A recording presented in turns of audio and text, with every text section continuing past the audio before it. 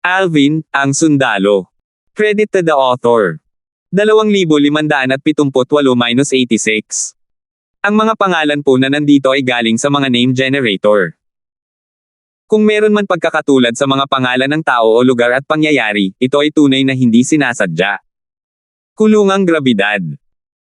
Para labanan ang cultivator na ito nakakaakyat lang sa spirit overarching heaven, hindi lang niya ginamit ang kanyang assist type divine ability, kundi ginamit din niya ang kanyang offensive divine ability, ang gravitational prison. Umakyat pa lang siya sa espiritong namamahalang langit, kailangan ba ito?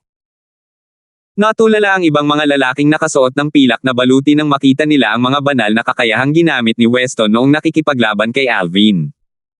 Naguluhan sila. Bakit tinatrato ni Weston ang isang bagong akyat na celestial na parang kapantay niya?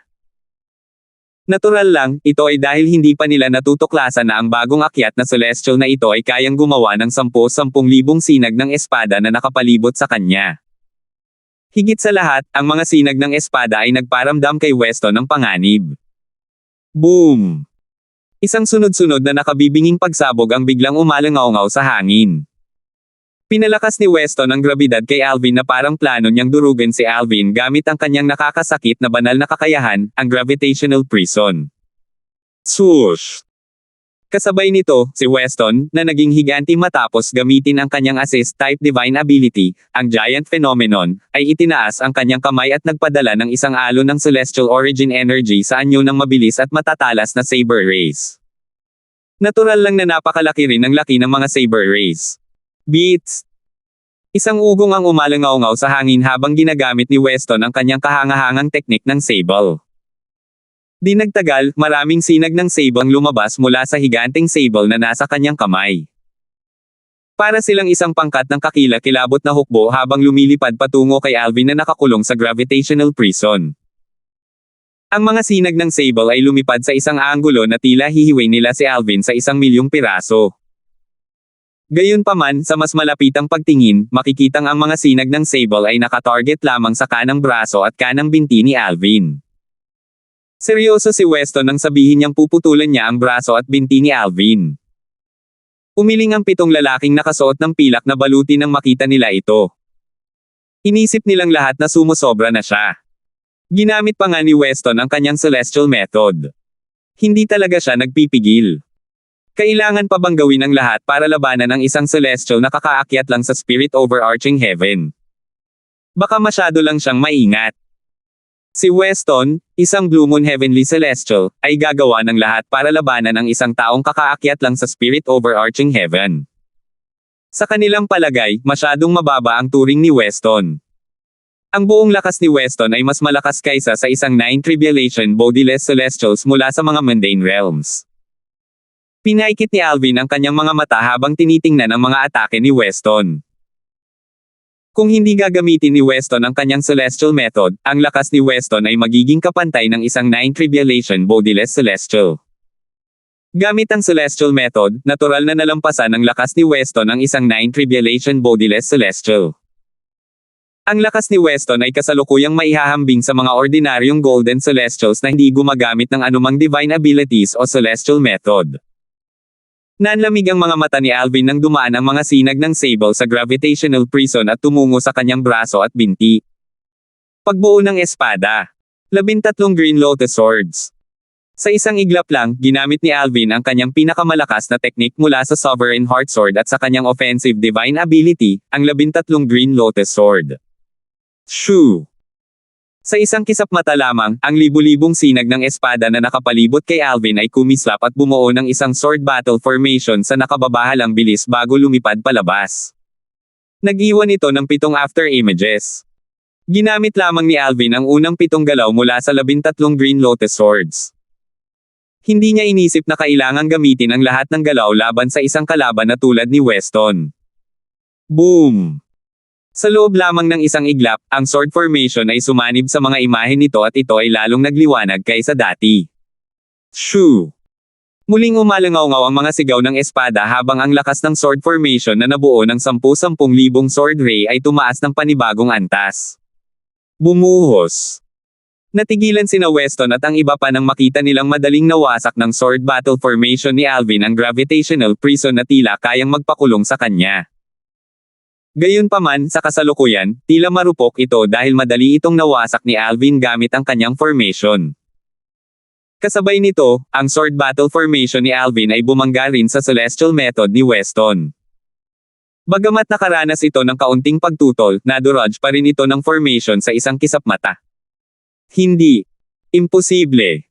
Sigaw ni Weston nang makita niya ang sword battle formation ni Alvin na sinisira ang lahat ng kanyang mga atake na parang isang hindi mapigil ang mabangis na halimaw. Malaki ang ipinagbago ng ekspresyon ni Weston, at nanlaki ang kanyang mga mata sa hindi makapaniwala.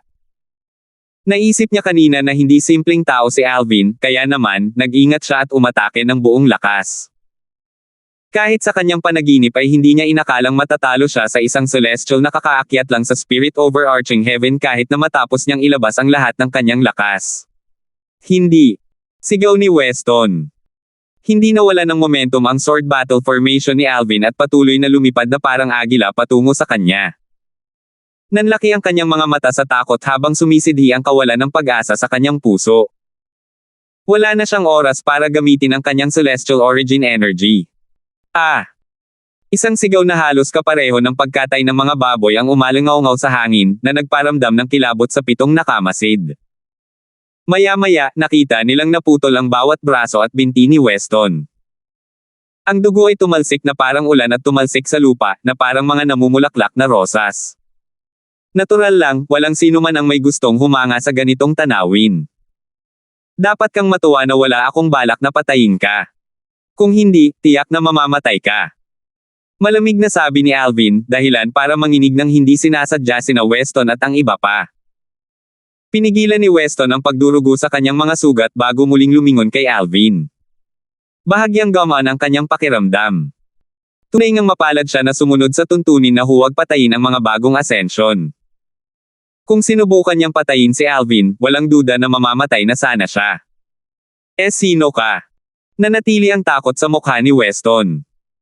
Ito ang unang pagkakataon na nakakita siya ng isang bagong akyat na heavenly celestial na may ganitong kakilakilabot na lakas. Isa ba talaga siyang makalangit na celestial? Bagamat alam ng iba pang naroon na ang Celestial Ascension Pool ay tumatanggap lamang ng mga eminent celestial, hindi nila maiwasang gamitin ang kanilang divine consciousness upang siyasatin ang cultivation base ni Alvin matapos makita ang kanyang lakas. Dahil 7 makapangyarihang banal na kamalayan ang sabay-sabay na lumalapit sa kanya, paanong hindi sila matutuklasan ni Alvin? Batay sa 7 banal na kamalayan, 5 sa kanila ay maihahambing sa 7 tribulation bodiless celestials habang ang 2 pa ay maihahambing sa 8 tribulation bodiless celestials. Sa anumang kaso, hindi siya nabahala. Kahit na gumamit sila ng mga soul attack sa kanya dahil inakala nilang isa lamang siyang mahinang heavenly celestial na kakaakyat lang, mayroon pa rin siyang depektibong piraso ng metal upang kontrahin ang mga soul attack. Nagpalagay si Alvin na ang cultivation base ng iba pang 7 lalaki ay halos kapareho ni Weston. Malamang na hindi sila naging golden celestials. Dahil sa depektibong piraso ng metal, lubos siyang kumpiyansa na makakapagdepensa siya laban sa mga atake ng kaluluwa mula sa isang taong may lakas na tulad nila. Nasaan ang piraso ng metal? Instinktong sinubukan ni Alvin na hawakan ang depektibong piraso ng metal, at ang kanyang ekspresyon ay lubhang nagbago. Naalala niya na ang kanyang mga damit ay nasira noong siya ay umakyat, siya ay hubad sa Celestial Ascension Pool. Huwag mong sabihing nawala ko ito noong nasira ang robo ko. Habang iniisip ito, naging malungkot ang ekspresyon ni Alvin. Ang dala niya lang ay ang depektibong piraso ng metal at ang 7 Orifices Exquisite Sword, isang Devata artifact na nawala ng espiritu ng armas, at sumanib na sa kanyang katawan. Hindi niya man lang dinala ang kanyang spatial ring dahil hindi ito maaaring dalhin sa Devata realms. Gayunpaman, nakalimutan niya ang kanyang mga roba. Higit sa lahat, hindi niya inakalang mawawalan siya ng malay sa proseso. 2,579. Sa sandaling nababagabag si Alvin sa pagkawala ng mahiwagang depektibong piraso ng metal, ang 7 makapangyarihang banal na kamalayan ay nakarating din kay Alvin at tumungo sa kanyang kaluluwa upang suriin ang kanyang cultivation base. Nang malapit nang maabot ng 7 banal na kamalayan ang kanyang kaluluwa, nagulat siya nang matuklasan niyang tuluyan na silang naglaho. Walang duda na hindi ito naglaho dahil binawi ng 7 lalaki ang kanilang banal na kamalayan. May kung anong malapit sa kanyang kaluluwa ang kusang lumamon sa kanila. Ayan na. Sinuri ni Alvin ang kanyang katawan sa loob at natuklasan ang depektibong kumikinang na piraso ng metal na nakapalibot malapit sa kanyang kaluluwa. Nilamon nito ang 7 banal na kamalayan na sumubok na suriin ang kanyang kaluluwa. Kailan? Paano ito napunta roon? Nang mapagtanto ni Alvin na ang depektibong piraso ng metal ay nakapalibot sa kanyang kaluluwa na parang isang tagapag-alaga, siya ay natuwa at nabigla. Nabigla siya dahil hindi niya inaasahan na naroon ito, at natuwa rin siya dahil hindi niya ito nawala habang umaakyat sa Devata realm na ito. Samantala, ang 7 lalaking nakasuot ng pilak na baluti na hindi nagsaliksik sa cultivation base ni Alvin dahil sa pagkalamo ng kanilang banal na kamalayan ng depektibong piraso ng metal ay natulala.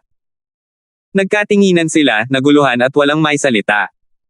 Isa sa kanila ay may kakaibang hula, posible kayang ang bagong dating na ito ay isang Golden Celestial. Naisip niya ito nang makita niyang tuluyang natalo ni Alvin si Weston, isang Blue Moon Heavenly Celestial, at kung paano nawala ang kanyang banal na kamalayan nang subukang siyasatin ang cultivation base ni Alvin.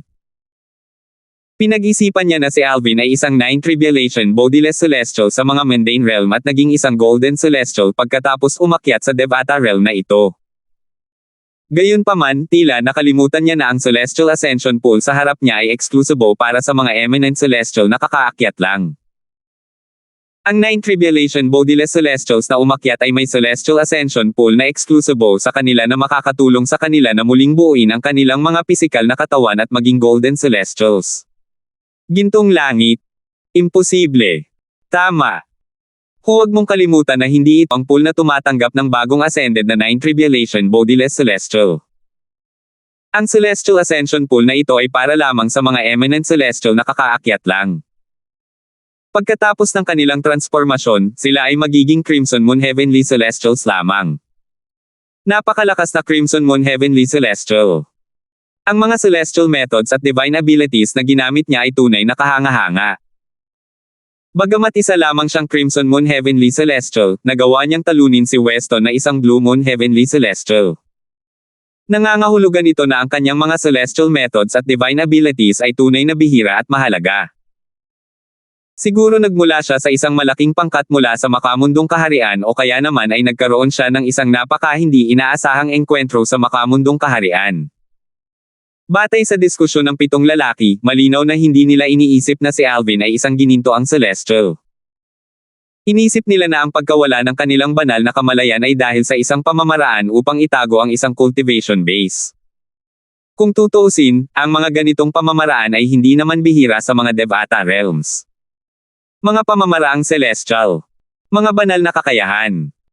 Nang marinig ang pag-uusap ng 7 lalaki, si Weston, na nawala ng isang braso at isang binti, ay muling lumingon kay Alvin. Sa pagkakataong ito, ang kanyang mga mata ay puno ng kasakiman. Gayunpaman, nang suklian ni Alvin ang kanyang tingin, mabilis niyang ibinaba ang kanyang ulo. Kahit na noon, ang kasakiman sa kanyang mga mata ay hindi nawala. Sa katunayan, lalo lamang itong tumindi. Isang simpleng Crimson Moon Heavenly Celestial ang nagawang talunin ang isang Blue Moon Heavenly Celestial sa pamamagitan ng paggamit ng kanyang celestial methods at divine abilities. Ang kanyang lakas ay tumaas pa ng ilang antas. Kitang-kita kung gaano kalakas ang celestial methods at divine abilities ni Alvin. Crimson Moon Heavenly Celestial. Blue Moon Heavenly Celestial. Si Alvin, na nakabawi na mula sa kanyang kagalakan at pagkabigla mula sa pagtuklas sa depektibong piraso ng metal, ay ibinaling ang kanyang atensyon sa mga lalaking nakasuot ng pilak na baluti. Sumimangot siya nang magtanong, ganito ba nirerango ang cultivation base ng isang Heavenly Celestial sa Devata realms? Bagamat alam ni Alvin na ang mga Eminent Celestial mula sa mga mundane realm ay magiging mga Heavenly Celestial pagkatapos ng kanilang pag-akyat, ang 9 Tribulation Bodiless Celestial mula sa mga mundane realm ay magiging mga Golden Celestial pagkatapos ng kanilang pag-akyat, at ang mga Golden Celestial ay mas mataas ang ranggo kaysa sa mga Heavenly Celestial, hindi niya alam na may mga ranggo pala ito. And hindi mo nga alam ang mga yugto ng cultivation ng isang Heavenly Celestial. Natigilan sina Weston at ang 7 lalaking nakasuot ng pilak na baluti nang marinig nila ang mga salita ni Alvin. Matapos nilang tingnan si Alvin, natiyak nilang wala talaga itong kaalam-alam. Kung galing siya sa isang malaking paksayon, tiyak na alam niya ang tungkol sa hanay ng mga Heavenly Celestial. Tama ka. Imposibleng hindi ito malaman ng isang tao mula sa isang malaking paksayon. Sa kasong ito, malamang na nagkaroon siya ng isang napaka-hindi inaasahang engkwentro at nakuha ang bihira at mahalagang mga celestial methods at divine abilities. Pinag-usapan ito ng mga lalaking nakasuot ng pilak na baluti sa pamamagitan ng voice transmission. Kalaunan, napagpasyahan nila na ang binata na nakasuot ng lila na kakaakyat lang ay tiyak na nagkaroon ng isang tunay na kahangahangang hindi inaasahang engkwentro. Malamang na hindi siya galing sa isang malaking paksayon. Sa isang iglap na puno ng kasakiman ang kanilang mga tingin nang lumingon sila kay Alvin. Isang lalaking nasa katanghaliang gulang na nakasuot ng pilak na baluti ang nagpaliwanag ng may kinang sa kanyang mga mata, ang isang Heavenly Celestial ay may 7 yugto sa kanilang cultivation. Angkop silang tawaging 7 yugto ng isang Heavenly Celestial. Ang 7 yugto ay ang Crimson Moon Heavenly Celestial, ang Orange Moon Heavenly Celestial, ang Yellow Moon Heavenly Celestial, ang Green Moon Heavenly Celestial, ang Blue Moon Heavenly Celestial, ang Indigo Moon Heavenly Celestial, at ang Violet Moon Heavenly Celestial. Ang kanilang lakas ay katumbas ng lakas ng isang 3, 4, 5, 6, 7, 8, at 9 Tribulation Bodiless Celestial. Ang 7 kulay ng bahaghari. Napataas ang kilay ni Alvin nang marinig ang mga salita ng lalaking nasa katanghaliang gulang na nakasuot ng pilak na baluti. Kung ganito nga, hindi magiging mahirap matindaan ang mga ranggo ng isang makalangit na celestial. Ang lalaking nasa katanghaliang gulang na nakasuot ng pilak na baluti ay nagpatuloy sa pagsasabing, ang cultivation base ng Heavenly Celestials ay maaaring katulad ng Bodiless Celestial, ngunit ang Heavenly Celestials ay, natural, mas malakas. Kung tuusin, ang mga Bodiless Celestials ay mababawi lamang ang kanilang pisikal na katawan pagkatapos ng kanilang pag-akyat. Sa mga mundane realms, dahil sa kanilang kakulangan ng pisikal na katawan, sila ay mahina laban sa celestial methods at divine abilities ng Devata realms, at hindi rin nila ito kayang maging master. Nagpatuloy ang lalaking nasa katanghaliang gulang na nakasuot ng pilak na baluti, halimbawa, ang isang Green Moon Heavenly Celestial na nakapag-master ng isang normal na divine abilities at celestial methods ay kasing lakas ng isang 9 Tribulation Bodiless Celestial sa mga mundane realms. Kung wala ang lahat ng mga pamamaraan, ang isang Green Moon Heavenly Celestial ay maihahambing lamang sa isang 6 Tribulation Bodiless Celestials. Sa sandaling ito, ang lalaking nasa katanghaliang gulang na nakasuot ng pilak na baluti ay tumingin ng mabuti kay Alvin bago niya sinabi, bagamat isa kang Crimson Moon Heavenly Celestial, ang lakas na ipinakita mo ay nagpapatunay na kaya mong talunin ang 9 Tribulation Bodiless Celestials noong nasa mundo ka pa. Kung tutuusin, ang lakas na ginamit mo para talunin si Weston ay maihahambing sa isang Orange Sun Golden Celestial na hindi gumagamit ng anumang celestial method, divine abilities o celestial weapons. Orange Sun Golden Celestial. Natigilan si Alvin. Katulad ng mga Heavenly Celestial, ang mga Golden Celestial ay nahahati rin sa 7 ranggo. Sila ay ang Scarlet Sun Golden Celestial, ang Orange Sun Golden Celestial, ang Yellow Sun Golden Celestial, ang Green Sun Golden Celestial, ang Blue Sun Golden Celestial, ang Indigo Sun Golden Celestial, at ang Violet Sun Golden Celestial. Patuloy niyang sinabi nang makita niya ang nalilitong ekspresyon sa mukha ni Alvin, ang buong lakas ni Weston ay katumbas ng isang Scarlet Sun Golden Celestial na hindi gumagamit ng anumang celestial methods, divine abilities o celestial weapons. Bilang isang Crimson Moon Heavenly Celestial, ang iyong lakas ay katumbas na ng isang Orange Sun Golden Celestial. Ibig sabihin, noong ikaw ay isang Eminent Celestial, ikaw ay kasing lakas ng isang Scarlet Sun Golden Celestial. Natural lang, ito ay sa kondisyon na hindi sila gumagamit ng anumang celestial methods, divine abilities o celestial weapons. Matapos makinig sa paliwanag, natural na naunawaan ni Alvin ang lahat. Si Weston ay isang Blue Moon Heavenly Celestial. Para sa iba, batay sa kanilang banal na kamalayan, mayroong 5 Blue Moon Heavenly Celestial at 2 Indigo Moon Heavenly Celestial sa kanila. Nang sinubukang suriin ng mga lalaking nakasuot ng pilak na baluti ang kanyang cultivation base, natuklasan ni Alvin ang kanilang cultivation base bilang mga Bodiless Celestial. Kaya naman, madali niya itong magagawang maging isang Heavenly Celestial. Ibig sabihin, sa mga taong ito, 5 sa kanila ang pantay ang katapat ni Weston habang ang 2 ay mas malakas kaysa sa kanya. Di nagtagal, tiningnan ni Alvin ang lalaking nasa katanghaliang gulang na nakasuot ng pilak na baluti at nagtanong ng may kuryosidad, "Sino ka?" Wala siyang ideya kung sino ang mga taong ito, na naghintay sa mga bagong akyat na Celestial sa tabi ng Celestial Ascension Pool upang akayin sila sa kampo para sa pagpaparehistro. 2,580. Hindi alam ni Alvin kung sino ang mga lalaking ito na nakasuot ng pilak na baluti, kasama na si Weston. Hindi niya nga alam kung bakit sila nagdadala ng mga bagong akyat na Celestial sa isang kampo. Hindi siya umakyat sa isang Devata realm upang mag-report para sa tungkulin sa isang kampo. Umakyat siya para sa mas mahusay na kapaligiran at mga mapagkukunan ng pagsasaka upang siya ay maging mas malakas at iligtas si Kelly, ang kanyang pamilya, at ang kanyang mga kaibigan sa Divine Offering Realm pagkatapos ng 1,000 taon.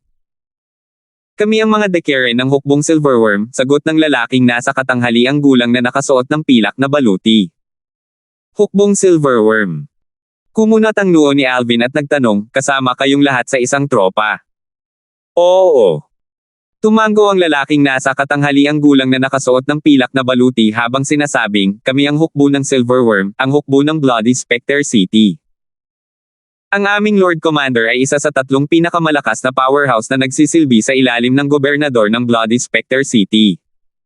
"Bloody Spectre City?" tanong ni Alvin habang nakataas ang isang kilay. Ang Bloody Spectre City ang tanging lungsod sa rehiyong ito. Ito ang sentro ng 9 Spectres County. Bukod sa pagiging pahingahan ng mga dumadaang Celestial, ang Bloody Spectre City ay responsable rin sa pagtanggap ng mga bagong Celestial sa Celestial Ascension Pool. Dagdag ng lalaking nasa katanghaliang gulang na nakasuot ng pilak na baluti, ang Celestial Ascension Pool na iniwan mo lang ay isa sa maraming Celestial Ascension Pool na responsibilidad ng Bloody Spectre City. Ang mga kakaakyat lang ay karaniwang tatanggapin ng 2 Dekere ng Silverworm Army. "Natanggap mo na ba?" mahinahong tanong ni Alvin. "Kanina, narinig ko na dadalhin mo raw kami sa isang kampo para mag-report para sa tungkulin. Pupunta ba tayo sa kampo ng Silverworm Army?" "Oo." Tumango ang lalaking nasa katanghaliang gulang na nakasuot ng pilak na baluti. Pinaikit ni Alvin ang kanyang mga mata at nagtanong, "Bakit ko kailangang mag-ulat sa kampo ng Silverworm Army?" "Ito ang tuntunin dito. Lahat ng umakyat sa 9 Spectres County ay pangungunahan ng mga hukbo mula sa kani-kanilang mga lungsod patungo sa kanilang mga kampo at magre-report para sa tungkulin. Pagkatapos, maglilingkod sila sa ilalim ng pagbabantay ng hukbo," sabi ng lalaking nasa katanghaliang gulang na nakasuot ng pilak na baluti, "tanging ang mga naglingkod ng 1,000 taon ang makakabawi ng kanilang kalayaan.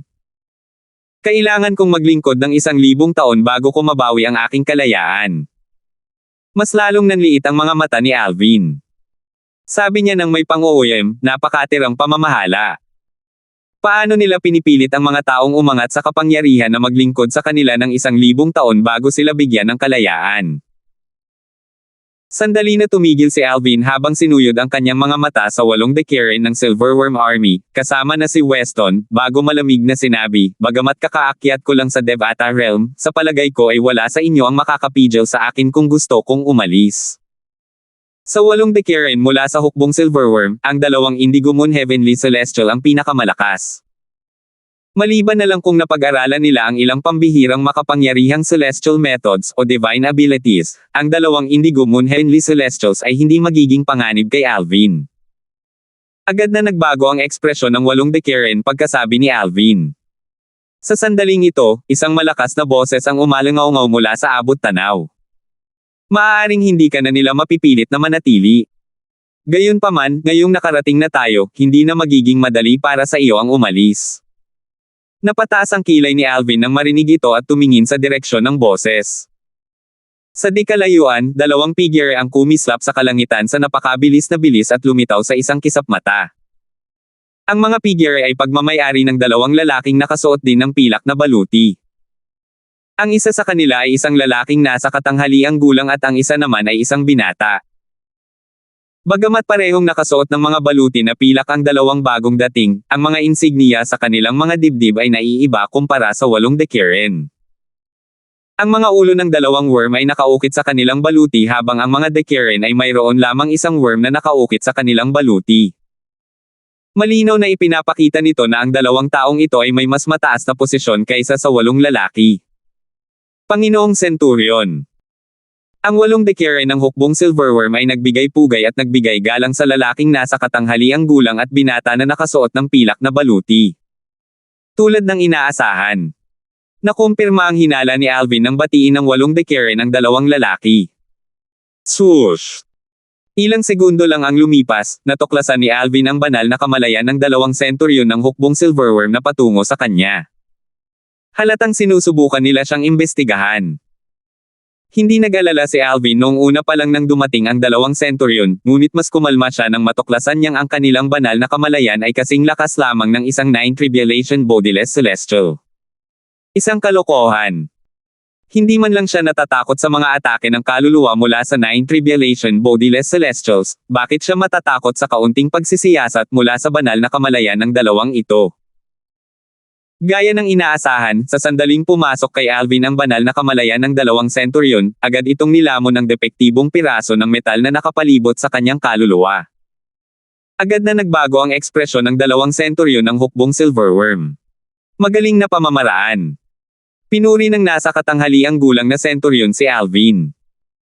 Napakabihirang para sa isang taong kakaakyat lang sa Spirit Overarching Heaven, isang simpleng Crimson Moon Heavenly Celestial, na makabisado ang ganitong kahangahangang pamamaraan para itago ang sariling cultivation base. Tumingin ang batang Centurion kay Alvin. Anong nangyayari? Pinigilan ba ako ng 2 Centurion na umalis? Mahinahong tanong ni Alvin. Sa wakas ay napagtanto niya kung bakit napakatyaga at matulungin ng nasa katanghaliang gulang na Dekiren habang ipinapaliwanag niya ang lahat sa kanya. Sa katunayan, naabisuhan na nila ang mga Centurion at nag-aantala lang sila. Ngumisi siya sa loob-loob niya. Sa tingin ba nila ay mapipigilan siya ng 2 Centurion? Napaka-inosente. Tutal, hanggang ngayon, hindi pa niya naipapakita ang kanyang buong lakas. Dati, ang pinakamalaking kahinaan ko ay ang aking kaluluwa. Gayunpaman, ngayon. Nadagdagan ng kumpiyansa ni Alvin nang maisip niya ang depektibong piraso ng metal na nakapalibot sa kanyang kaluluwa. Bago ang kanyang pag-akyat, pinag-isipan ito ng mabuti ni Alvin. Maaari siyang umasa sa kanyang mga celestial methods at divine abilities upang labanan ang mga kalaban na mas malakas kaysa sa kanya. Gayunpaman, kung ang kanyang kalaban ay masyadong malakas at mag-atake ng kaluluwa bago pa man siya makareact, mapapahamak siya. Gayunpaman, ngayong taglay na niya ang depektibong piraso ng metal, hindi na siya natatakot. Tutal, lalamunan ng depektibong piraso ng metal ang lahat ng atake ng kaluluwa na nakadirekta sa kanya. Naisip ni Alvin sa sarili, gaano kaya kalakas ang soul attack para malampasan ang depektibong metal piece. Kung hindi ako nagkakamali, ang depektibong metal piece ay madaling makakalamon sa soul attack ng isang great overarching golden celestial.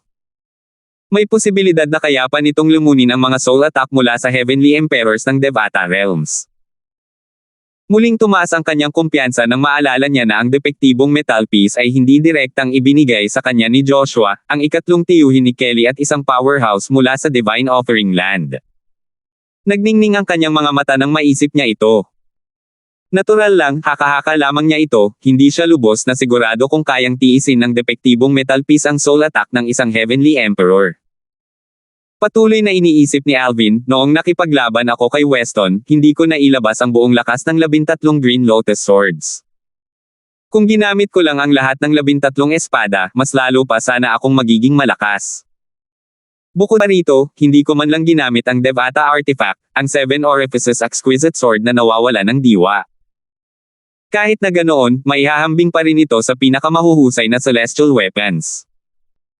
Kung hindi ko gagamitin ang 7 Orifices Sword, magiging kasing lakas pa rin ako ng isang Green Sun Golden Celestial nang walang celestial methods, divine abilities o celestial weapons. Gamit ang 7 Orifices Exquisite Sword, maaaring pantay ang aking kalaban gamit ang isang Violet Moon Golden Celestial nang walang celestial methods, divine abilities, at celestial weapons. Alam ni Alvin ang lahat ng ito dahil dati siyang nagtataglay ng isang nangungunang Celestial Supreme Treasure, ang 7 Treasures Exquisite Pagoda, kahit na ito ay nasira. Ang isang nangungunang Celestial Supreme Treasure ay higit na nakatutulong sa may-ari nito kaysa sa isang ordinaryong Celestial Supreme Treasure. Kahit ang pinakakaraniwang Celestial Supreme Treasure ay kayang pataasin ang lakas ng may-ari nito, lalo na ang isang nangungunang Celestial Supreme Treasure. Natural lang, wala pa rin akong tsansa laban sa mga Violet Moon Golden Celestial sa isang aktwal na labanan.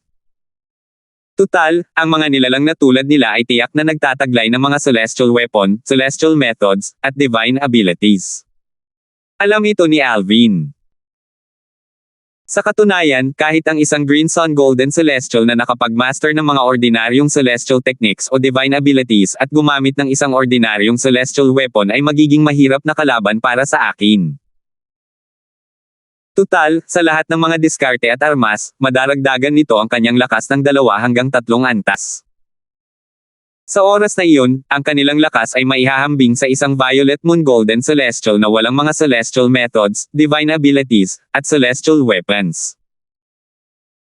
Hanggang ngayon, hindi pa rin sigurado si Alvin kung gaano kalakas ang kanyang lakas kung gagamitin niya ang 7 Orifices Exquisite Sword, kaya naman, hindi siya sigurado kung makakatapat niya ang isang Green Sun Golden Celestial.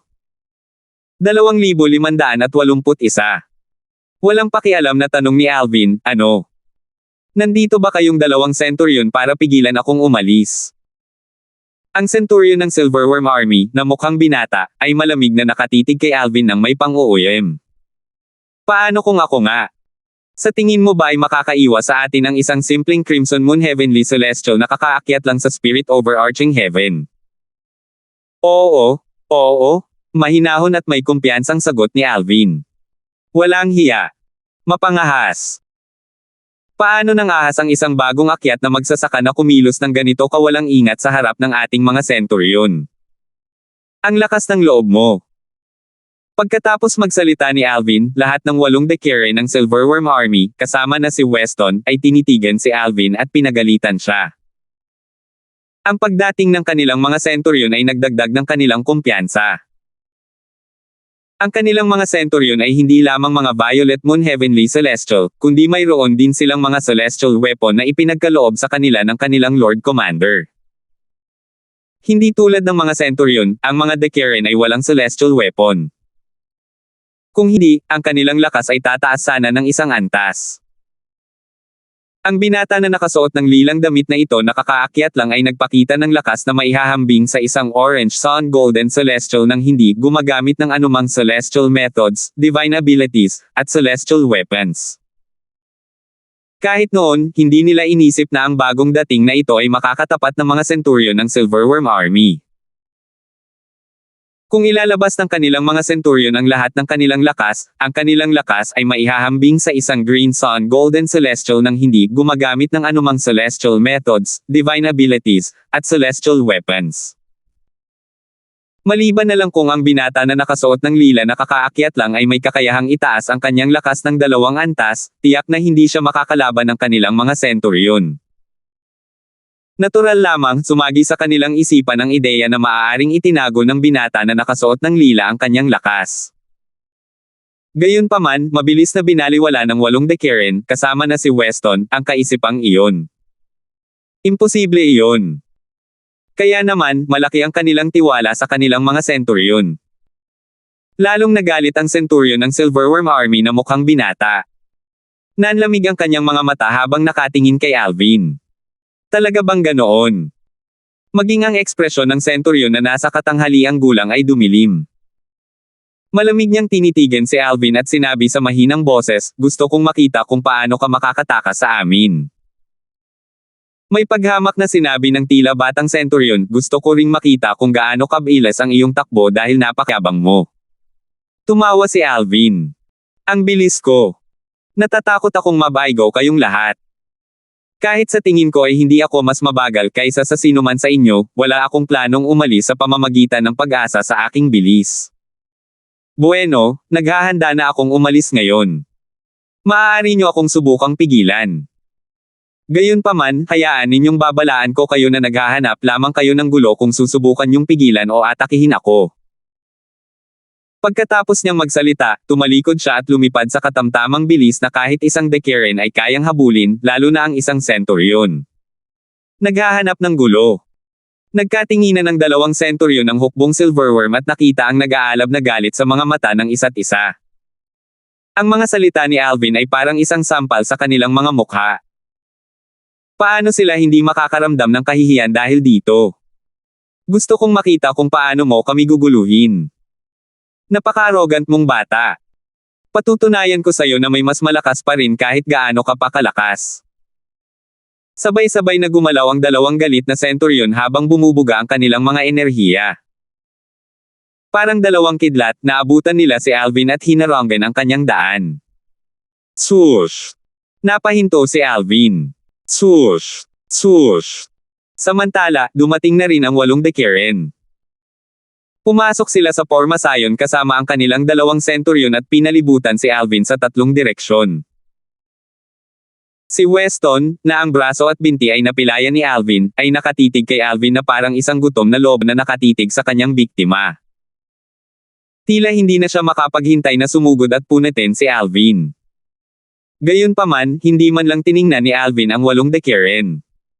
Tinatrato niya ang mga ito na parang hangin. Tiningnan niya ang dalawang Centurion habang sinasabi, gusto ninyong makita kung paano ko kayo guguluhin at patunayan na laging may mas malakas kahit gaano pa ako kalakas. Tumawa siya sandali bago sinabi, tutuperin ko ang hiling ninyo. Bukod dito, ipapakita ko rin sa inyo na may mga taong mas malakas pa sa inyo kahit gaano pa kayo kalakas sa tingin ninyo. Gumalaw siya pagkatapos niyang magsalita. Swoosh! Swoosh! Swoosh! Swoosh! Swoosh! Swoosh! Umalangaw-ngaw sa ere ang nakakatusok na tunog ng mga espadang umaalulong habang ginagamit ni Alvin ang kanyang celestial origin energy na dumadaloy palabas ng kanyang 79 na heavenly veins bago bumuo ng libu-libong sinag ng espada. Naglabas sila ng isang mabangis na sword chi na parang kaya nilang sirain ang lahat ng nasa kanilang landas. Dati, ang celestial origin energy ni Alvin na lumakas dahil sa kanyang assist-type divine ability, ang elementary devouring tactic, ay bumalik sa orihinal nitong antas nang dumating ang dalawang Centurion ng Silverworm Army. Sa makatuwid, ang celestial origin energy na kanyang nagamit ngayon ay katulad ng lakas nito mula noon. Ang mga epekto ay katulad ng elementary devouring tactic na ginamit ng 2 beses. Ang kanyang lakas ay maihahambing sa isang Blue Moon Heavenly Celestial. Natural, hindi ito ang limitasyon ng kanyang lakas. Kung ginamit niya ang iba pang mga pamamaraan na mayroon siya, mas tataas pa ang kanyang lakas. Nang makabawi ang dalawang Centurion ng hukbong Silverworm, isang malungkot na ekspresyon ang nakaukit sa kanilang mga mukha habang ginagamit nila ang kanilang iba't ibang mga pamamaraan at inilabas ang kanilang mga celestial weapons. Pormasayon ng labanan sa espada. 13 Green Lotus Swords. Mabilis na ginamit ni Alvin ang pinakamalakas na teknik ng Sovereign Heart Sword at ang Offensive Divine Ability, ang 13 Green Lotus Swords. Dahil nagpipigil siya kanina noong nakipaglaban siya kay Weston, natural lang na mas malakas na ang lakas niya ngayon dahil hindi na siya nagpipigil. Swoosh! Swoosh! Swoosh! Swoosh! Swoosh! Swoosh! Lumipad ang sword battle formation kasama ang 12 sinag ng espada. Maya-maya pa, ang mga sinag ng espadang ito ay kuminang ng maliwanag. Sa kabilang banda, ang sword chi ay marahas na umugang na parang kaya nitong sirain ang lahat ng humaharang sa daan nito. Sa sandaling ito, naihagis na ni Alvin ang lahat ng pamamaraang magagamit niya maliban sa paggamit ng Devata artifact, ang 7 Orifices Exquisite Sword. Ang kanyang lakas, sa sandaling ito, ay maihahambing sa isang Green Sun Golden Celestial na hindi gumagamit ng anumang celestial methods, divine abilities, at celestial weapons. Halos kapareho ito ng dalawang Centurion na gumamit ng kanilang celestial methods at gumamit ng kanilang celestial weapons. Ito ang lawak ng lakas ng mga Centurion. Nang makita ng dalawang Centurion ang kakilakilabot na sword battle formation ni Alvin, agad na dumilim ang kanilang mga ekspresyon. Sa sandaling ito, sa wakas ay naisip nila na si Alvin ay hindi mas mababa sa kanila kahit na inilabas na nila ang lahat ng kanilang lakas. Paano naging ganito kalakas ang isang bagong akyat na tagapagsaka? Kahit ang 9 Tribulation Bodiless Celestials na naging Golden Celestials ay hindi rin ganoon kalakas, di ba? And napakalakas na niya kahit hindi siya gumagamit ng celestial weapon. Sa wakas ay napagtanto ng dalawang Centurion na sila ay nasa panganib. Bagamat madilim ang kanilang mga ekspresyon, walang takot pa rin silang sumalakay. Tutal, dalawa sila laban sa binata na nakasuot ng lila na kakaakyat lang. Swoosh! Swoosh! Ugong! Isa sa dalawang Centurion ay may hawak na celestial sword habang ang isa naman ay may hawak na celestial saber. Ang kanilang mga sandata ay naglalabas ng mabangis at nakakatakot na sword chi at saber chi. Ang kanilang mga sandata ay nag-iwan ng dalawang nakakarinig na ingay sa hangin. Ang katatagan ng espasyo ng mga mundane realm ay walang dod ang walang kapantay sa espasyo ng mga Devata realm. Kung ang dalawang Centurion ay nasa mga mundane realm, walang duda na ang kanilang mga pag-atake ay mag-iiwan ng libu-libong metro ang haba ng mga paylay sa kawalan. Ganito rin ang masasabi para sa sword battle formation ni Alvin. Kahit na noon, habang lumalabas ang tatlong pag-atake, walang senyales ng pagkapunit sa espasyo. Tanging ang tunog ng hangin na umiihip sa hangin ang maririnig. Samantala, madilim ang ekspresyon ng walong Decaren. May bahid ng hindi makapaniwalang makikita sa kaibuturan ng kanilang mga mata. Hindi nakakagulat na hindi nila lubos na nakita ang mga pag-atake ng dalawang Centurion. Gayunpaman, hindi nila nakita ang pag-atake ng binata na nakasuot ng lila na kakaakyat lang din sa spirit overarching heaven. Nakakagulat talaga ito. 2,582. Sa sandaling ito, kitang-kita ng lahat ng walong Decaren ng Silverworm Army, kasama na si Weston, kung gaano kalaki ang pagpipigil ni Alvin noong una niyang laban kay Weston. Sus Mariosep! Paano siya naging ganito kalakas? Sa ngayon, hindi naman siya mas mahina kaysa sa mga Centurion. Nabigla si Weston. Noong una, matalim niyang tinitigan si Alvin na parang isang gutom na lobo na nakatitig sa kanyang biktima. Gayunpaman, ngayong nasaksihan niya ang lakas ni Alvin, ang kanyang ekspresyon ay nagbago sa takot. Hindi niya talaga inaasahan na ang binata na nakasuot ng lila na kakaakyat lang sa spirit overarching heaven ay ganito kalakas. Kahit na pinigilan ng binata na nakasuot ng lila ang kanyang lakas kanina, madali pa rin siyang matatalo ng binata na nakasuot ng lila. Paano naman naging posible? Hindi pa kasama rito ang pagiging eminent celestial niya bago siya pumasok sa celestial ascension pool, kahit ang isang 9 tribulation bodiless celestial na kakaakyat lang ay hindi naman magiging ganito kalakas, di ba? Base sa kasalukuyan niyang lakas, hindi siya mas mahina kaysa sa sinuman sa ating mga Centurion sa hukbong Silverworm. Ang lakas niya ay kapantay nga ng ating dalawang Centurion. Huwag ninyong kalimutan na ang ating dalawang Centurion ay nagpalakas din matapos nilang gamitin ang kanilang mga celestial weapons. Ang binata na nakasuot ng lila ay hindi talaga gumagamit ng celestial weapon. Kung gayon, hindi ba't ibig sabihin nito na kung mayroon siyang celestial weapon, mas malakas siya kaysa sa ating dalawang Centurion? Well, parang walang katotohanan, pero totoo naman. Gayon din, ang 7 iba pang Decaren ay nagulat sa lakas ni Alvin. Wala sa kanila ang umasa na pipigilan niya ang kanyang lakas kanina. Ang matandang lalaking nagtanong kay Alvin kanina ay hindi maiwasang magpawis ng malamig. Tutal, nagalit siya nang hindi pinansin ni Alvin ang kanyang tanong. Muntik na niyang atakihin si Alvin dahil doon. Gayunpaman, hindi siya nagkaroon ng pagkakataong umatake dahil si Weston ang unang kumilos.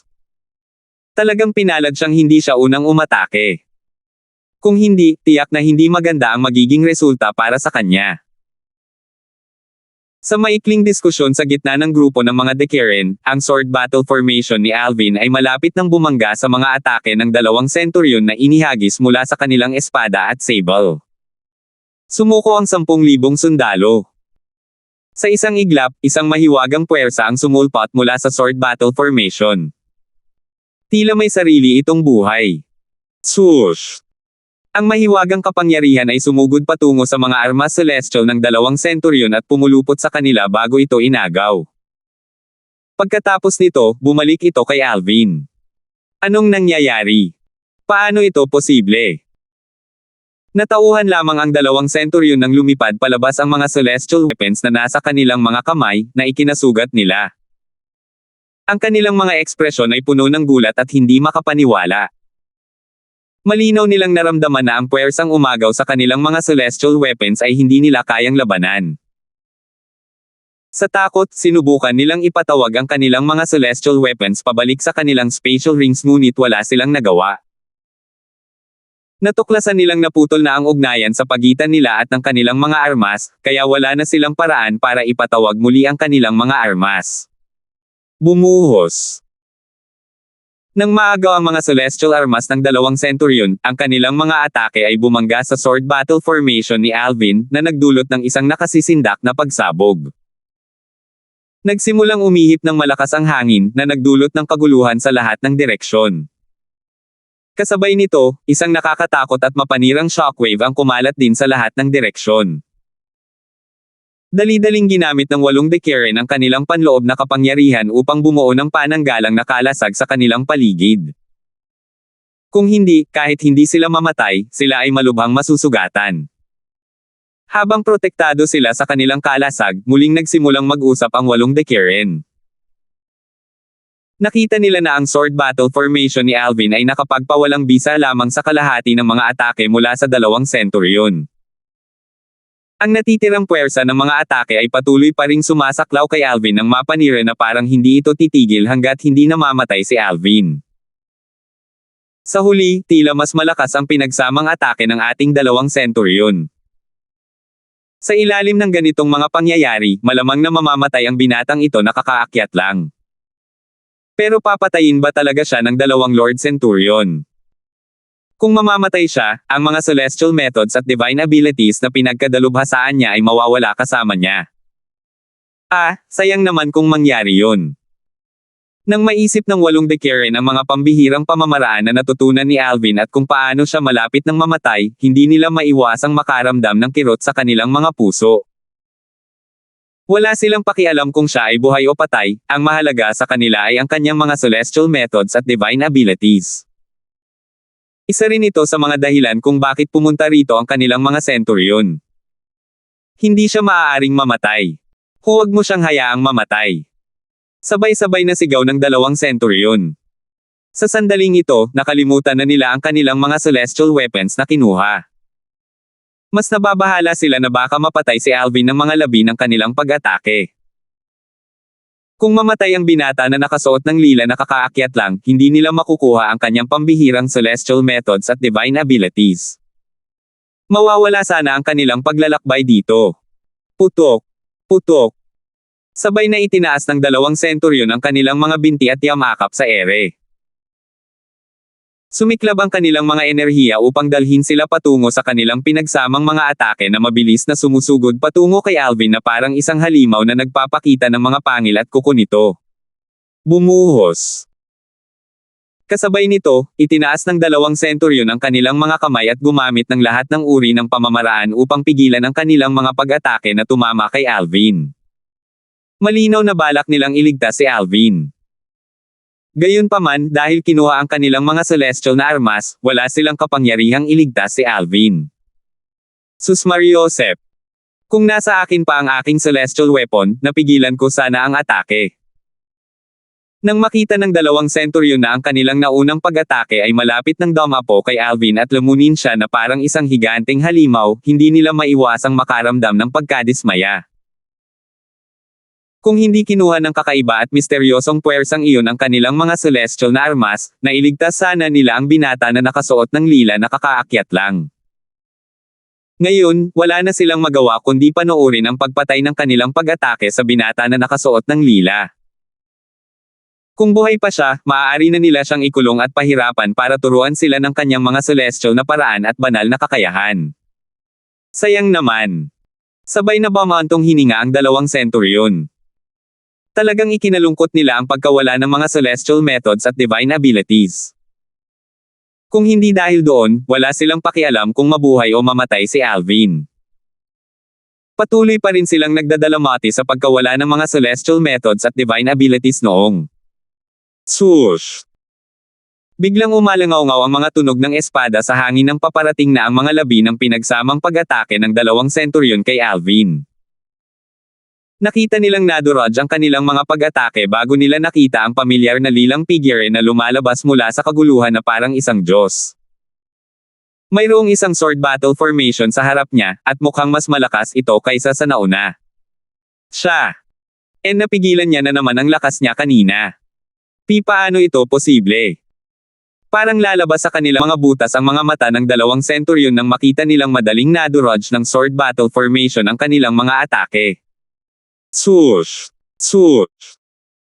Matapos durugin ang pinagsamang atake ng dalawang centurion, nagpatuloy ang sword battle formation at dinurog ang lahat ng mga teknik na ginamit ng dalawang centurion kanina para pigilan ang kanilang pinagsamang atake. Naging maayos ang buong proseso, at mukhang hindi ito nawawala ng momentum habang nagpapatuloy sa kanyang trajectory. Mamamatay na ba ako? Kahit sa pinakamalawak kong panaginip ay hindi ko inakala na papatayin ako ng isang Crimson Moon Heavenly Celestial. Bukod pa rito, isa siyang Crimson Moon Heavenly Celestial na kakaakyat lang sa Spirit Overarching Heaven. Nang makita ng dalawang centurion na malapit na silang tamaan ng sword battle formation at maramdaman ang nakakatakot na sword chi, nawalan sila ng pag-asa. Tiyak silang mamamatay sila. Taliwas sa kanilang inaasahan, ang sword battle formation ay biglang naglaho sa ere. Dalawang guhit na liwanag na lamang ang natitira ng ito ay bumalik sa kamay ni Alvin. Iyan ang aking espada sa langit. Iyan ang celestial saber ko. Sabay-sabay na sigaw ng dalawang centurion.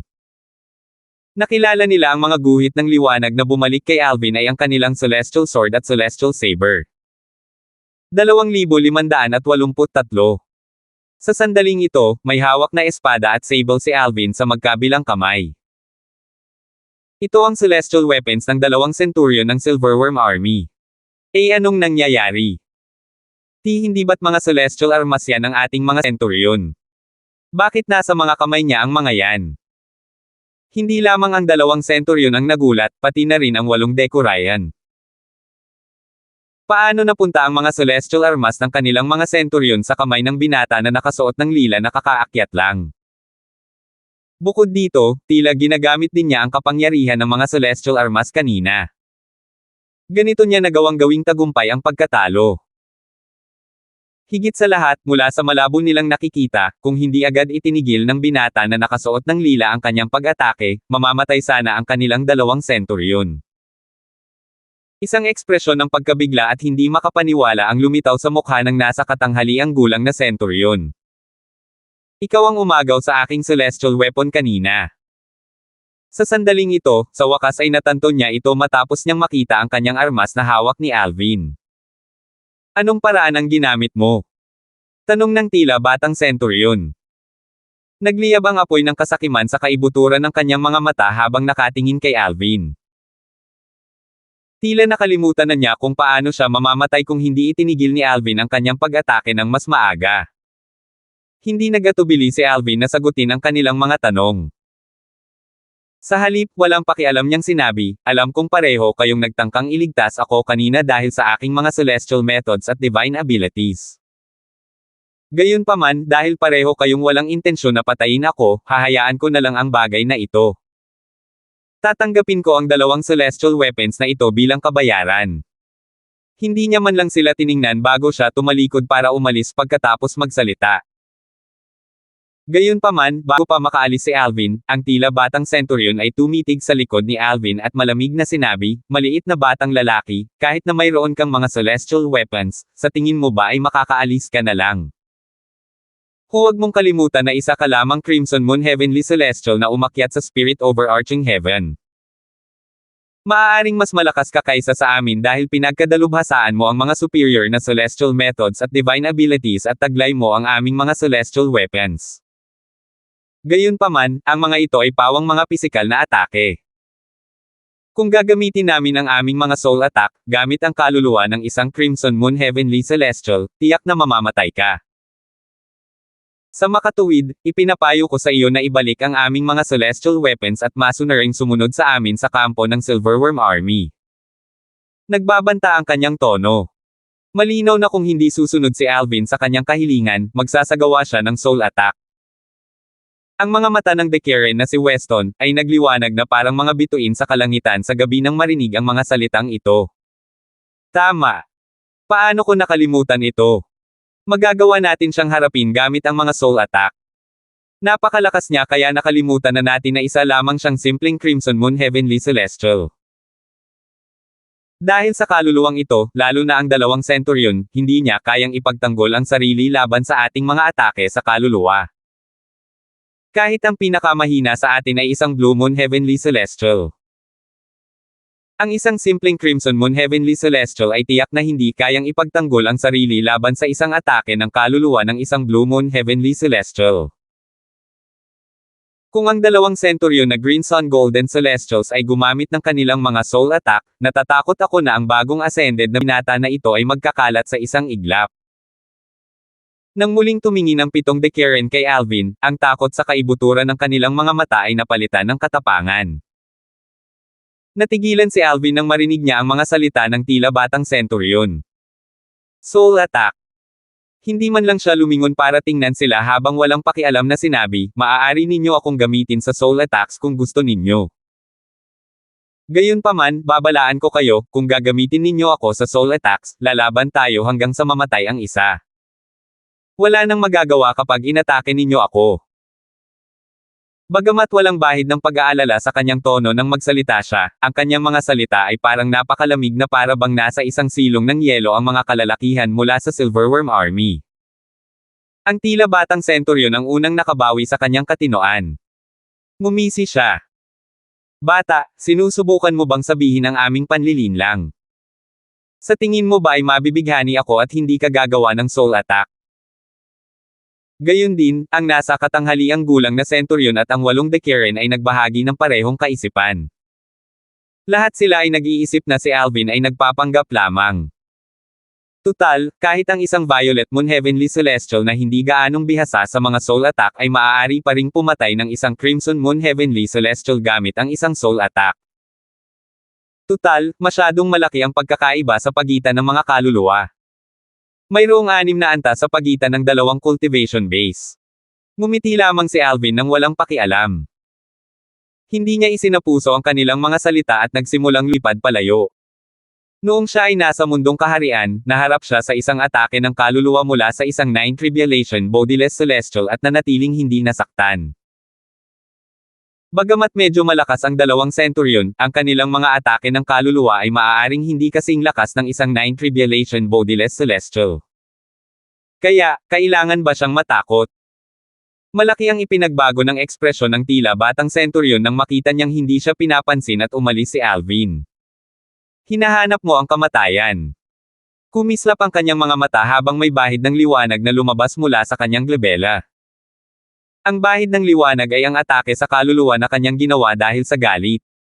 Swoosh! Ang atake ng kaluluwa ng Centurion ay lumipad sa kalangitan, tinarget si Alvin. Tila hindi ito masisira habang sumusugod ito patungo kay Alvin. Nagdilim ang ekspresyon ni Alvin. Lumingon siya at umungol, naghahasik ng kamatayan. Pagkatapos, agad niyang ginamit ang kanyang mga teknik. Sword Battle Formation. 13 Green Lotus Swords. Isang pagsabog ng mga sinag ng espada ang lumabas mula sa Celestial Sword na hawak niya at sumanib sa libu-libong sinag ng espada na nabuo ng kanyang Celestial Origin Energy. Pagkatapos, ang libu-libong sinag ng espada ay naging isang Sword Battle Formation na lumipad palabas, na nag-iwan ng 12-dosenang mga after-image sa likuran nito. Swoosh! Swoosh! Swoosh! Swoosh! Swoosh! Swoosh! Nang sumanib ang mga imaheng naroon sa Sword Battle Formation, mas lalong lumakas ang kapangyarihan nito. Lumipad ito palabas ng may mapanirang pangyarihan patungo sa tila batang Centurion na nagsagawa ng soul attack kay Alvin. Inaasahan na ng tila batang Centurion ang atake ni Alvin. Ngumisi siya. Bagamat malakas ang iyong atake, imposibleng hilahin mo ako pababa kasama mo para mamatay ng magkasama. Sa pinakamarami, malubha akong masasaktan. Gayunpaman, tiyak na mamamatay ka. Naging seryoso ang kanyang ekspresyon nang matapos siyang magsalita. Ang kanyang Celestial Origin Energy na kanina pa gumagapang sa ilalim ng kanyang balat ay biglang lumabas sa sandaling ito. Tila mayroon siyang banal na tulong habang ang enerhiya ay bumubuo ng isang makapal at malinaw na pader sa harap niya. Ang pader ay parang isang hindi magagapi na kuta. Sa kritikal na sandali, matagumpay na naisagawa ng tila batang senturyon ang kanyang depensa. Nang hindi nag-aksaya ng oras, muling sumigla ang kanyang celestial origin energy habang naghahanda siyang gamitin ang kanyang pangwakas na atake upang kontrahin ang kakila-kilabot na sword battle formation ni Alvin. Dahil handa na siya, tiwala siyang malala ang kanyang mararanasan. Tingnan natin kung paano ka mamamatay. Matapos gawin ang lahat ng kinakailangang paghahanda para ipagtanggol ang sarili, pinanood ng tila batang senturyon ang bahid ng liwanag, na siyang kanyang atake sa kaluluwa, na parang isang puwersang hindi masisira. Ngumiti siya ng matagumpay, siguradong makikita niya ang kaluluwa ni Alvin na masisira ng kanyang atake sa kaluluwa. Samantala, kalmado si Alvin nang harapin ang atake ng kaluluwa mula sa tila batang senturyon. Malinaw na hindi niya sineryoso ang atake ng kaluluwa. Nang pumasok ang atake ng kaluluwa sa kanyang katawan, agad itong tumungo sa kanyang kaluluwa. Gayunpaman, tulad ng inaasahan niya, sa sandaling lumapit ang atake ng kaluluwa sa kanyang kaluluwa, ang depektibong piraso ng metal ay biglang nagliwanag ng maliwanag at nilamon ang atake ng kaluluwa. Naglaho ang atake ng kaluluwa sa isang kisap mata, walang iniwang bakas. Pagkatapos noon, tumingin si Alvin sa Centurion, na nakatingin sa kanya na parang isang patay na naglalakad, at ngumiti ng may paghamak. Ang kanyang boses ay puno ng paghamak habang sinasabi niya, ito lang ba ang tanging atake ng kaluluwa ng isang Violet Moon Heavenly Celestial? Agad na nawala ang matagumpay ng ngiti sa mukha ng tila batang Centurion. Nanlaki ang kanyang mga mata habang nakatingin kay Alvin ng may gulat at takot. Para siyang nakakita ng multo. Ay imposible. Bumuhos. Samantala, isang malakas na pagsabog ang umalingaw-ngaw sa hangin. Ang sword battle formation ni Alvin ay bumangga sa offense iba at depensang pamamaraan ng tila batang Centurion. 2,584. Tulad ng inaasahan ng tila batang Centurion. Bagamat malakas ang atake ni Alvin, hindi ito sapat para patayin siya. Tutal, ang lakas ng atake ay nabawi ng kanyang mga pamamaraan sa offense iba at depensa. Sa pinakamarami, siya ay malubhang masusugatan. Ang tila batang Centurion ay dumura ng isang bibig ng dugo na dulot ng kanyang mga pinsala. Dapat sana ay natuwa siya na nakaligtas siya sa kamatayan. Gayunpaman, nalungkot siya dahil hindi namatay si Alvin mula sa kanyang soul attack. Isang ekspresyon ng pag-aatubili ang makikita sa kanyang mukha, nahirapan siyang tanggapin ang kinalabasan. Ay imposible. Paano makakaligtas ang isang simpleng Crimson Heavenly Celestial sa aking soul attack? Imposible. Gayun din, ang nasa katanghaliang gulang na Centurion ay tumingin kay Alvin na parang nakakita rin ng multo. Sigurado rin siyang papatayin si Alvin ng soul attack ng kanyang kasama. Paano siya nakaligtas? Isa ba talaga siyang Crimson Moon Heavenly Celestial na kakaakyat lang sa Spirit Overarching Heaven? Isang hindi makapaniwalang ekspresyon ang nakaukit sa kanyang mukha sa sandaling ito. Ang 8 Decaren, kasama na si Weston, ay nagulat din dito. Paano ito posible?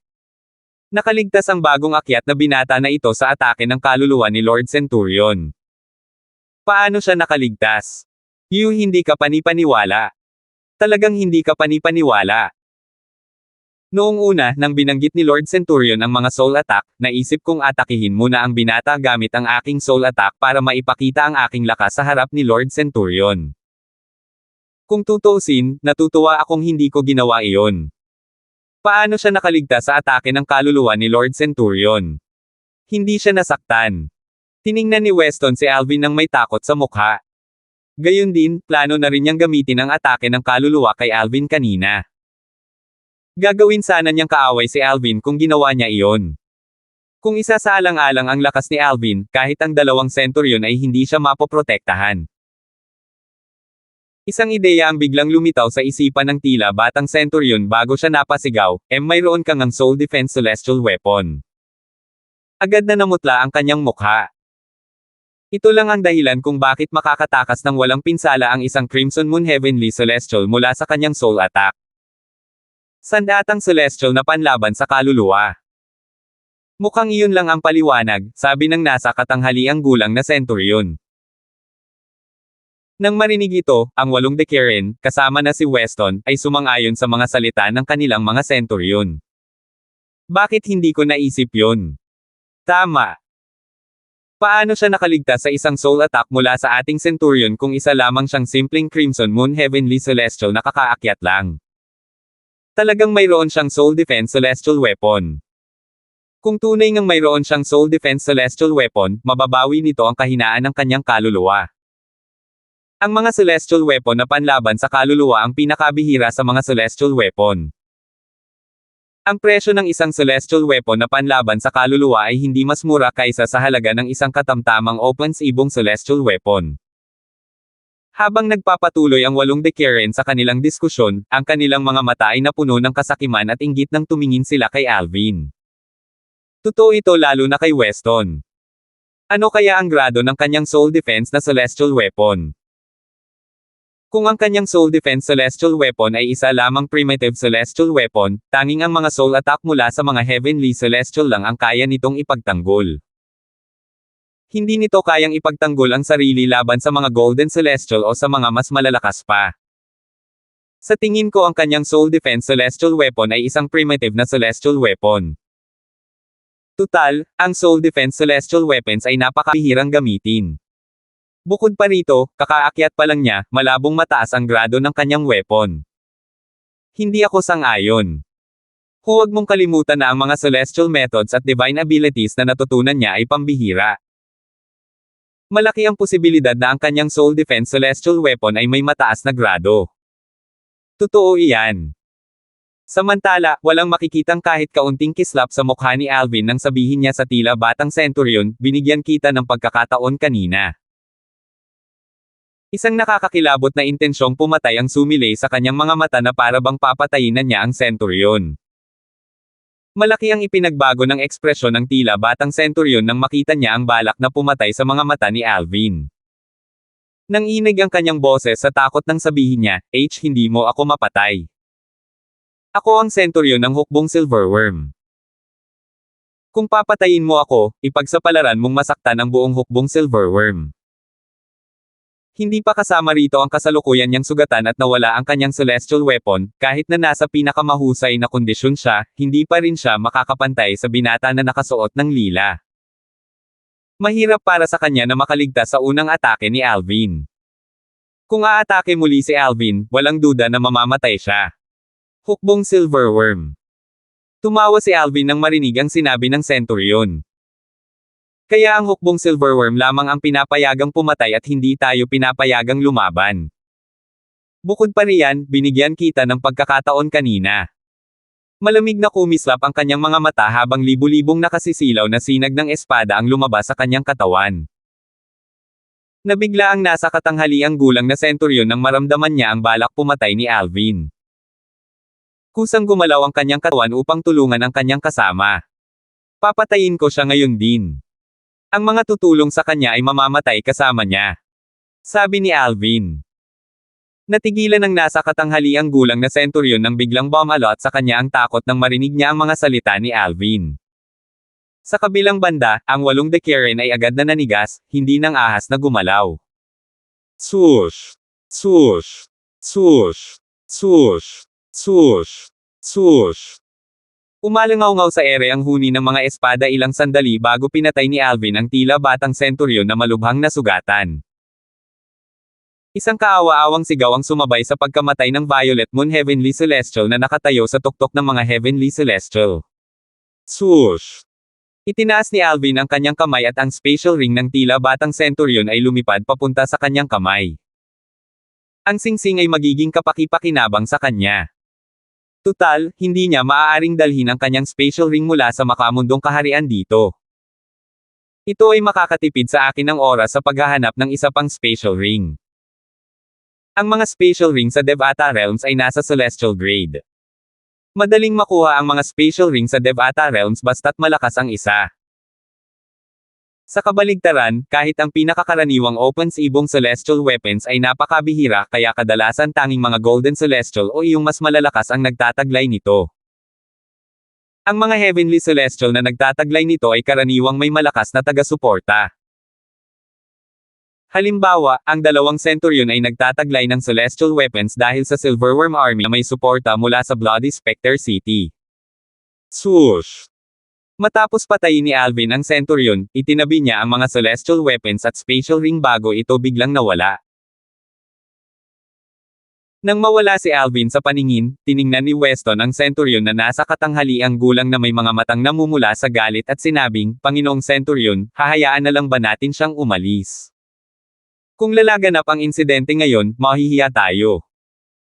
Mas malala pa kung malaman ng hukbong itim na dragon na ang isang Centurion ng hukbong Silverworm ay pinatay ng isang taong kakaakyat lang sa espiritong namamahalang langit. Tiyak na kukutsain nila tayo dahil dito. Napuno siya ng sama ng loob at puot. Bagamat ang kanyang mga salita na puno ng matuwid na galit ay tila nagpapahiwatig na nag-aalala siya tungkol sa reputasyon ng hukbong Silverworm, ang totoo, mas nag-aalala siya sa kanyang sarili. Tutal, pinutol ni Alvin ang kanyang braso at binti. Bilang isang Centurion, ang lalaking nasa katanghaliang gulang ay natural na hindi madaling malinlang o maimpluwensyahan ng mga salita. Malamig niyang tiningnan si Weston at ngumisi. Huwag kang magpanggap. Gusto mo lang maghayganti gamit ang hukbo. Nang marinig ito, agad na yumuko si Weston. Isa pang Decaren ang humakbang paarap at nagsabing, Panginoong Centurion, marahil, si Weston ay may personal na interes dito. Gayunpaman, may katuturan ang kanyang mga salita. Kung lalaganap ang bagay na ito, magiging katatawanan lamang tayo. Kami, ang mga Decaren ng hukbong Silverworm, ay tiyak na hindi ikakalat ang balita tungkol dito. Gayunpaman, hindi masasabi ang pareho para sa bagong akyat na binata. Tutal, mapapataas nito ang kanyang kredibilidad. Tumango ang ibang mga Decaren bilang pagsang-ayon. Natural, naiintindihan ko iyan. Babalik ako sa kampo ngayon at personal kong iuulat ito kay Lord Captain. Umalis ang nasa katanghaliang gulang na Centurion pagkatapos niyang magsalita. 2,585. Pagkatapos umalis sa paligid ng Celestial Ascension Pool, si Alvin ay naglibot-libot ng kalahating araw. Gayunpaman, hindi niya mahanap ang daan patungo sa lungsod ng Bloody Spectre at wala rin siyang nakitang sinuman sa kanyang paglalakbay. Umiling si Alvin habang iniisip ang sarili, ikala ko may makakasalubong ako at makakahingi ng direksyon. Mukhang masyado akong inosente. Halos kalahating araw na akong gumagala, at wala pa rin akong nakikitang tao. Dahil dito, nagpasya siyang bumalik sa paligid ng Celestial Ascension Pool. Plano niyang kumuha ng isang tao mula sa Silverworm Army para manguna sa daan. Maya-maya, naisip niya ulit, may napatay akong tao mula sa Silverworm Army, kung alam nilang ang destinasyon ko ay ang Bloody Spectre City, tiyak na hindi nila ako papayagang umalis.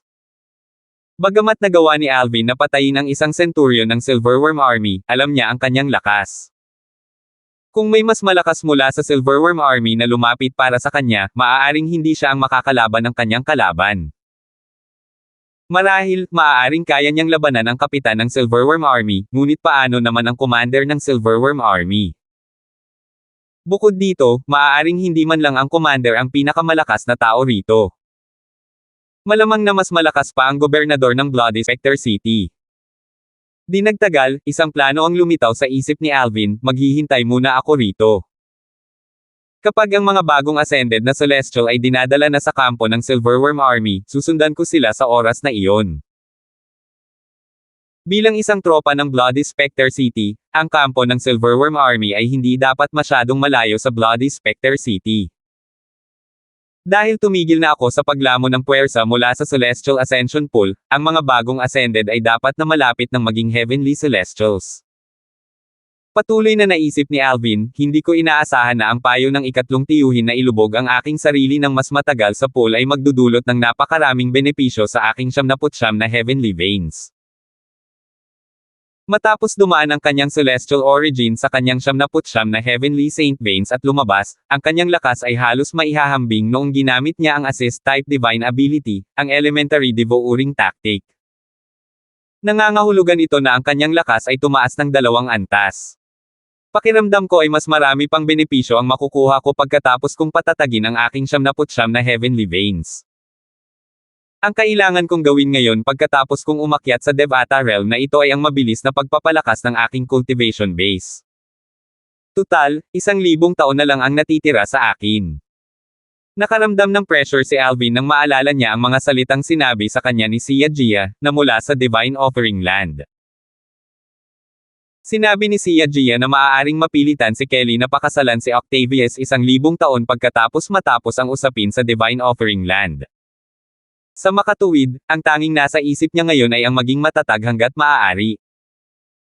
Pupunta ako sa Bloody Specter City at itatanong ko kung saan ang pinakamagandang kapaligiran sa paglilinang na may pinakamagagandang mapagkukunan ng paglilinang malapit. Sa wakas ay nakapagdesisyon na si Alvin. Dahil kakaakyat lang ni Alvin sa Devata Realm na ito, ang Spirit Overarching Heaven, wala siyang kahit anong mapagkukunan dahil hindi niya madadala ang kanyang mga ari-arian dito sa Mundane Realm. Kahit na kaya niya, hindi siya matutulungan ng mga ito rito. Halimbawa, ang mga Saint Stone mula sa Mundane Realm ay hindi makakatulong sa kanya na itaas ang kanyang Celestial Origin Energy. Bukod dito, dahil bagong ascended pa lang siya, wala siyang alam sa kalagayan ng Spirit Overarching Heaven. Kailangan niyang magtanong-tanong muna bago siya makagawa ng karagdagang mga plano. Nakatayo si Alvin sa ere sa itaas ng Celestial Ascension Pool. Sa tingin ko hindi na ako maghihintay ng matagal. Totoo nga, pagkalipas ng 15 minuto, isang pamilyar na figure ang lumitaw sa kanyang paningin. Nandito na sila. Ang figurang lumitaw ay kay Weston, ang Decare ng Silverworm Army na pinahina ni Alvin. Sa sandaling ito, ginagabayan ni Weston ang isang grupo ng mga bagong akyat na celestial patungong silangan. Tahimik na sumunod si Alvin sa kanila. Habang ginagabayan ni Weston ang mga bagong akyat na celestial, kinuyam niya ang kanyang mga kamao habang iniisip, sana ay iulat ng kapitan ang insidenteng iyon kay Lord Commander. Dahil sa init ng ulo ni Lord Commander, kung malalaman niya ito, tiyak na hahanapin niya ang lalaking iyon kahit saan bago niya ito patayin. Kumislap ang kanyang mga mata na may hangering pumatay habang iniisip niya ito. Bagamat hindi ibinuhos ni Weston ang kanyang galit sa grupo ng mga bagong akyat na celestial, lahat sila ay nakakaramdam na wala sa magandang mood si Weston. Sa sobrang takot nila ay hindi man lang sila ng ahas na huminga ng malakas. Pagkalipas ng halos kalahating oras, isang maliit na itim na tuldok ang lumitaw sa paningin ni Alvin. Sa loob-loob niya ay naisip niya, isa itong lungsod. Ito siguro ang Bloody Specter City. Hindi nagtagal at napatunayang tama ang kanyang haka-haka.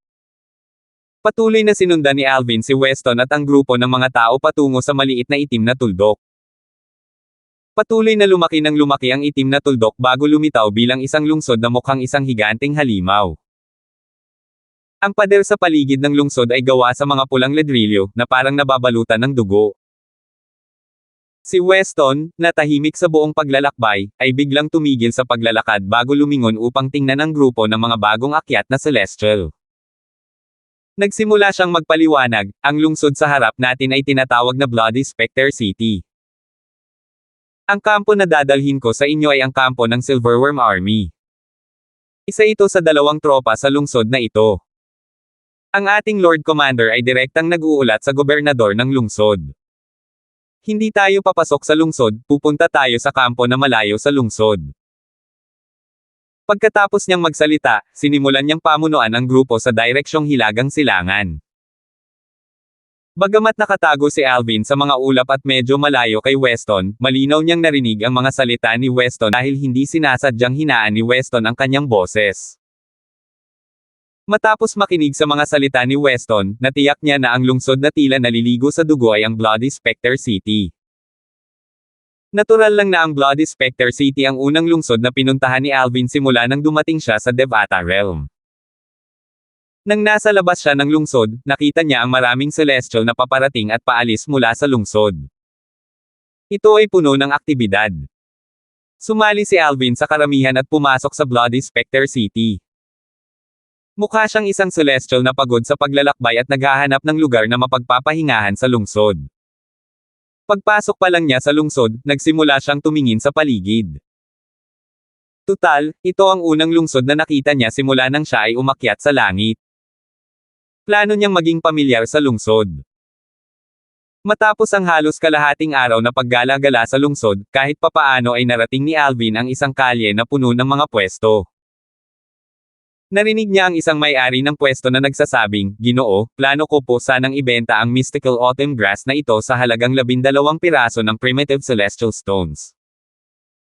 Gayunpaman, dahil gumagabi na, ibebenta ko ito sa inyo sa halagang 10 piraso ng primitive celestial stones para makauwi ako ng mas maaga." Tumingin si Alvin sa pinanggalingan ng boses. Nakita niya ang isang lalaking kumukuha ng 10 mapusyaw na berdeng bato at iniabot ang mga ito sa may-ari ng pwesto. Kapalit nito ay iniabot ng may-ari ng pwesto ang halamang gamot sa lalaki. Nagtaka si Alvin, primary celestial stone. Celestial stone. Kaya ito ang mga pera sa Devata Realms. Malamang nakatulad ito ng Saint Stones na maaaring gamitin para sa cultivation. Narinig na ni Alvin ang tungkol sa Celestial Stone mula kay Randolph noong siya ay nasa mundong-mundo. Gayunpaman, ngayon lang niya nakita ang mga Celestial Stone. Ito ang unang pagkakataon na nakakita siya ng mga Celestial Stone. Tiningnan ni Alvin ang spatial ring na nakuha niya mula sa Centurion ng Silverworm Army na kanyang napatay. Kaya ba ito ang mga Celestial Stone? Marami sa kanila sa spatial ring na ito. Inangkin niya ang spatial ring bilang kanya matapos niyang patuluin ang kanyang dugo dito. Bukod sa mga Celestial Stone, mayroon ding espada at sable sa spatial ring. Ito ang mga celestial weapons ng 2 Centurion ng Silverworm Army. Natuklasan niya na ang mga Celestial Stone ay nahahati sa 2 tumpok. Ang isa na may mas maraming Celestial Stone ay mas mapusyaw ang kulay habang ang mas maliit na tumpok ay may mas matingkad na kulay. Batay sa transaksyong nasaksihan niya kanina, masasabi niyang ang mas malaking tumpok ng mga bato na may mas mapusyaw na kulay ay ang primitive celestial stones. Naisip ni Alvin, hindi ko inakalang magkakaroon ako ng anumang pera na maipapalit sa mga bagay sa Devata Realm. Hindi ko inakalang magiging maginhawa ang pumunta sa isang restaurant para makinig ng impormasyon kung ganoon nga. Mabuti na lang at ang Centurion na napatay ko ay nagtataglay ng maraming celestial stones. Habang iniisip niya, pumasok siya sa isang medyo mataong restaurant na nadaanan niya kanina at naupo sa harap ng isang bakanteng mesa. 2,586. Bagamat nakalap ni Alvin ang impormasyon noong nanatili siya sa restaurant, wala itong silbi sa kanya. Walang sino man ang nagsalita tungkol sa mga bagay na gusto niyang malaman. Hindi nakakagulat dahil karamihan sa mga tao rito ay mga katutubo ng Devata Realm o matagal nang nasa mataas na posisyon. Natural lamang na hindi umiikot ang kanilang pag-uusap sa mga pangunahing impormasyong kailangang malaman ni Alvin. Dahil dyan, nagpasya si Alvin na baguhin ang kanyang pamamaraan. Sumigaw siya sa isang waiter at sinabing, "Kumusta, gusto ko sanang lumipat sa mas tahimik na lugar. Maaari mo bang ituro sa akin ang daan patungo sa isang pribadong booth? Ang pinakamababang bayad para sa aming booth ay 10 primitive celestial stones. Alam mo, Ginoo, isa lang kayo." Nang makitang nag-iisa si Alvin, tinangka ng waiter na pigilan siya na kumuha ng pribadong booth. Gayunpaman, bago pa matapos magsalita ang waiter, inihagis ni Alvin ang isang dakot ng primitive celestial stone sa mesa bago siya sumingit, "Maaari mo nang itago ang sukli." Natigilan ng waiter nang makita ang tumpok ng primitive celestial stone sa mesa. Sa isang sulyap pa lang, masasabi niyang may 20 hanggang 30 primitive celestial stones. Napuno ng pananabik ang kanyang mga mata nang makabawi siya ng katinoan. Habang tinitipon niya ang primitive celestial stone sa isang supot, sinabi niya, "Salamat po, Ginoo, salamat po." Pagkatapos, inakay niya si Alvin sa isang pribadong booth. Tahimik ang booth. Lahat ng ingay mula sa main hall ay nahaharangan ng pader sa paligid nito. Nasiyahan si Alvin sa panunood habang nakangiti ang waiter ng abot tenga at nagtanong, "Gusto niyo po bang umorder ng pagkain, Ginoo?" Halata ang pagbabago sa ugali ng waiter. Magalang siyang nagsalita at pinaglingkuran si Alvin ng may bagong sigla. Naisip ni Alvin kung tatawagin ba siya ng waiter na, "Master," kung binigyan niya ang waiter ng mas maraming primitive celestial stones. Gayunpaman, hindi na iyon mahalaga ngayon. Kumislap ang mga mata ni Alvin habang diretso niyang tinanong, "Sige, isantabi mo muna iyan sandali. May itatanong ako sa iyo. May oras ka ba ngayon?" Balak niyang makakuha ng mas maraming impormasyon hanggat maaari mula sa waiter na ito. Ito ang kanyang plano. Ano po ang gusto niyong malaman, Ginoo? Tanong ng waiter habang nakangiti. Kung hindi ako nagkakamali, ikaw ay katutubo ng Spirit Overarching Heaven, tama ba? Tanong ni Alvin. Alam niyang ang waiter na ito ay hindi isang heavenly celestial at siya ay katutubo ng Spirit Overarching Heaven.